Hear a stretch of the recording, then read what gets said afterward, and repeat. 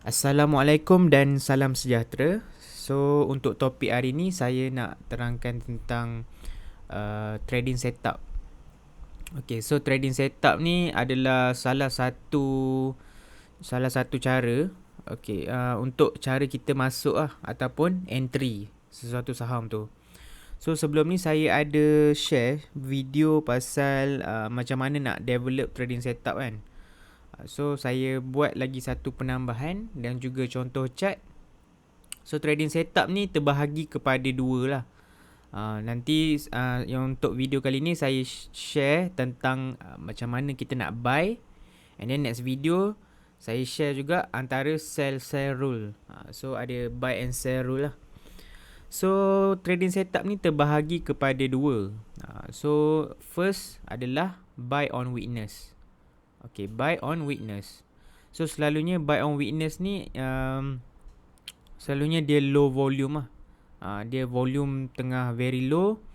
And then dia punya price movement tu pun tak volatile.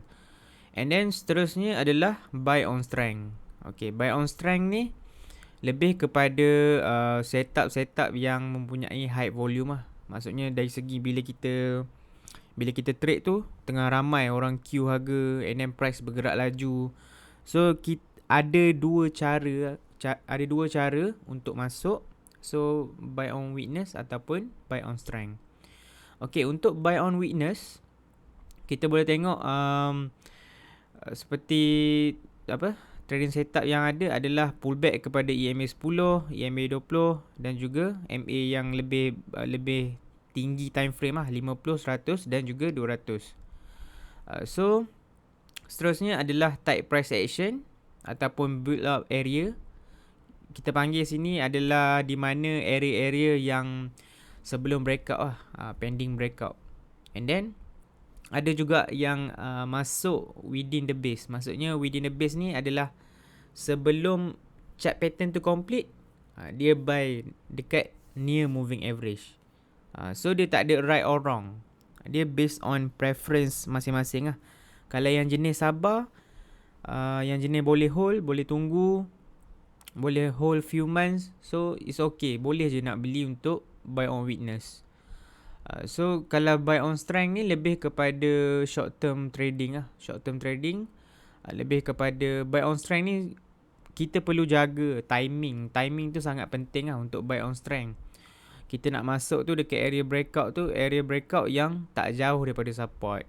So kita nak masuk area-area yang walaupun dia dah breakout, kayaknya breakout dia tu still near base, near support, near moving average. So kena tengok area-area macam tu lah. Alright, so untuk buy on strength kita ada standard base breakout. Standard base breakout ni kiranya kita guna chart pattern lah. Tak kisahlah continuous chart pattern ke reversal chart pattern. So sebelum macam video sebelum ni kan, saya ada terangkan pasal chart pattern. So standard base breakout ni adalah menggunakan chart pattern.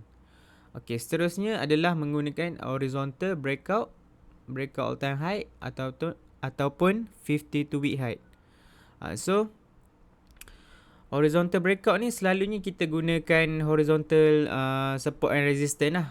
So kalau horizontal support and resistance ni saya suka guna dekat weekly chart. Sebab kita kena faham konsep support and resistance, iaitu lagi lama time frame lagi strong, lagi banyak touch lagi strong, dan juga the recent support and resistance lagi strong. So kena faham lah tiga konsep asas support and resistance. So kalau horizontal line dekat weekly chart dengan daily chart, so weekly chart lagi strong significant support and resistance level lah. Alright, seterusnya adalah gaps with high volume. So gaps ni selalunya terjadi bila terlalu dia punya demand tu terlalu banyak menyebabkan berlakunya gap.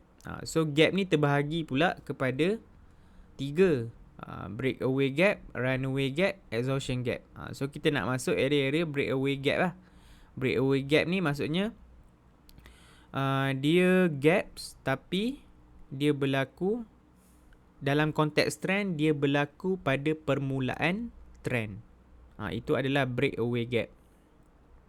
Okey, seterusnya adalah breakout pivot area. So nanti saya akan tunjukkan contoh, and then rebound ataupun reversal. Selalunya saya based on my observation dan juga experience, selalunya even professional trader, walaupun dia masuk pullback, dia still tunggu confirmation untuk ada reversal ataupun rebound.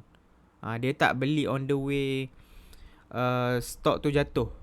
Dia akan tunggu confirmation, rebound ataupun reversal. Sebab kadang-kadang kita nampak dekat area support, still boleh jatuh lagi. So sebagai trader, kita tak timing low ataupun high, tapi kita nak beli area yang ada probability untuk kita profit tu lagi tinggi. So always wait for reversal. Alright, so itu adalah dua cara, buy on weakness ataupun buy on strength. So buy on weakness ni dia punya kelebihan dia, iaitu kita ada higher profit potential. Ada higher profit potential. Tapi kita kena tunggu lama. Buy on strength ni lebih kepada lower profit potential, tapi kita kena jaga timing, and then bila kita beli tu dia terus gerak. So dia punya time value tu lagi tinggi lah. So kita tak duit kita tak floating lama. Kita terus nampak ataupun jadi ataupun tak jadi ataupun tak jadi tu kita nampak cepat lah. Alright, so seterusnya saya nak tunjukkan contoh-contoh chart. So kita boleh tengok contoh-contoh chart. Okay. So untuk contoh chart, kita boleh tengok Tasin. So ni selalu saya tunjuk contoh Tasin lah, sebab chart ni memang cantik kan. So kita tukar jap. Alright.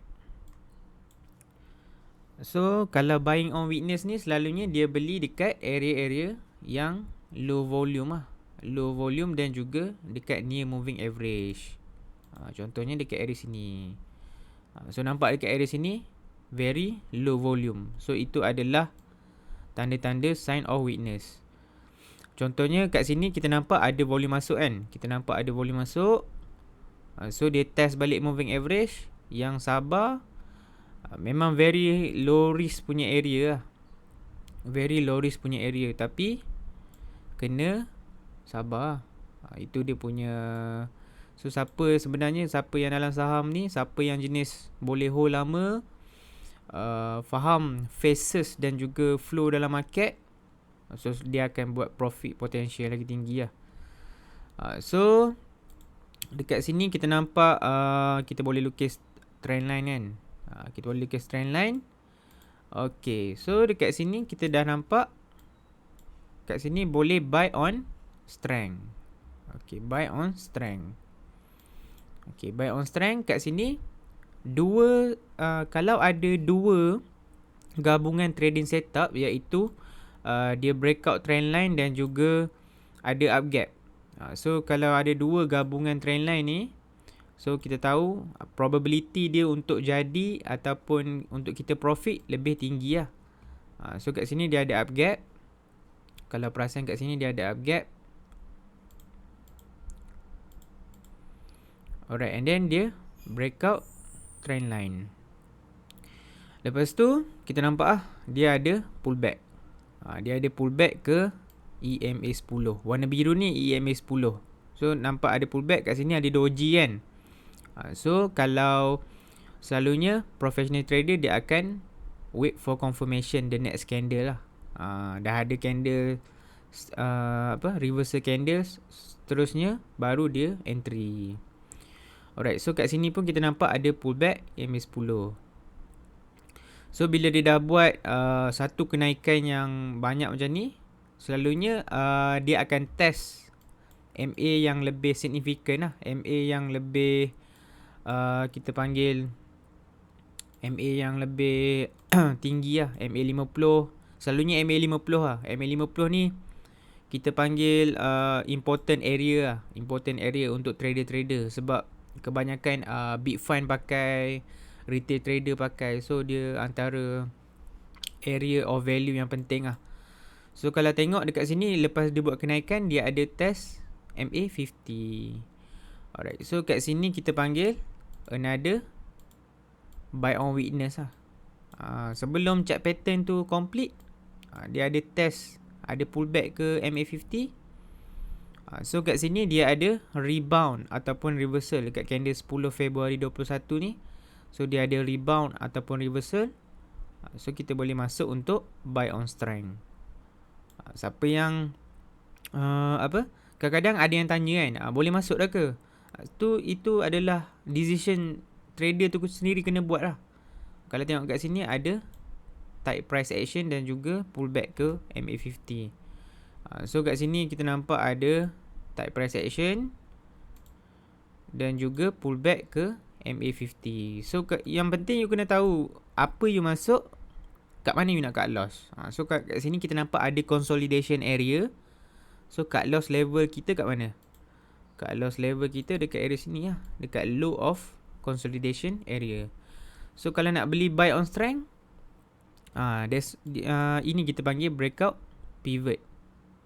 So dia breakout dekat area yang test ada consolidation area kan.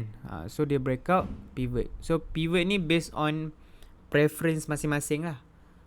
So dia panggil sebagai tempat kita untuk kita take action. Alright, so contoh another pivot. Kita tengok kat sini, kita nampak area kat sini. So dia breakout, and then nampak dia ada retest balik this pivot line. So kat sini lebih kepada base breakout. Ada base breakout. So kat sini ada base breakout, walaupun masuk lambat sikit. So kalau macam Dan Zenger ataupun Patrick Walker, dia orang suka gunakan clean and simple base macam ni lah. Bila ada base macam ni, beli apabila breakout base. So nampak kat sini, breakout base and then high volume. So kat sini bila dia breakout tu, dia ada pullback, temporary pullback ke MA10, and then the next candle ada reversal ataupun rebound MA10. So seterusnya dia buat kenaikan lah. So kat sini kita panggil sebagai exhaustion gap. Exhaustion gap ni apabila dia dah naik, and then dia dah start ada gap dekat area tempat tinggi. Area maksudnya dalam konteks trend dia dah start menaik tinggi. Okay, so boleh tengok pullback ke MA50. Selalunya MA50, MA100, MA100. So apa yang saya listkan tadi lah. Alright, so kita boleh tengok juga counter-counter yang spekulatif, tapi teknikal dia cantik juga. Walaupun dia spekulatif, teknikal cantik, still kita boleh masuk. Tapi kena faham lah, bila counter spekulatif, kita punya holding period ataupun kita hold tu lebih sekejap lah. Okay, so kalau kat sini kita nampak sebelum dia breakout ni ada weakness. Dia ada buy on weakness. So kat sini kita panggil build up area lah. Build up area ataupun pending breakout area, di mana sebelum dia breakout tu dia ada very low volume, very tight price action sebelum dia breakout. So dia punya psikologi behind the price movement tu, kita tahu yang ramai orang percaya yang dia akan breakout. That's why tak ada orang menjual dekat area resistance ni. Should be bila dia touch resistance dia akan jatuh kan. So kat sini dekat area resistance tapi dia maintain the price action tu. Dia punya candle tu maintain je, buat doji banyak macam ni. So once dia breakout, so ada dua cara lah kalau you nak anticipate breakout kan. Nampak ada tight price action macam ni, ada build up area macam ni, masuk sikit, masuk around 50%, and then ada confirmation breakout, average out lah. So kat sini kita nampak dah start ada runaway gap. Dia ada runaway gap. Kat sini dah start ada multiple gap, exhaustion gap kan. So kat sini kita tahu yang dah ada sign of weakness lah. So gaps ni, kalau kita nak masuk area sini, dia punya stop loss either pakai upper ataupun lower support gap. So dalam satu, kiranya dalam satu saham tu selalu ada multiple setup. That's why tak perlu kejar harga. Kita tak perlu kejar harga. Sentiasa akan ada setup. Akan ada setup yang baru. Alright. So seterusnya kita tengok Sedania. Lepas tu kita tengok Sekejap. Alright, kita tengok KSSC.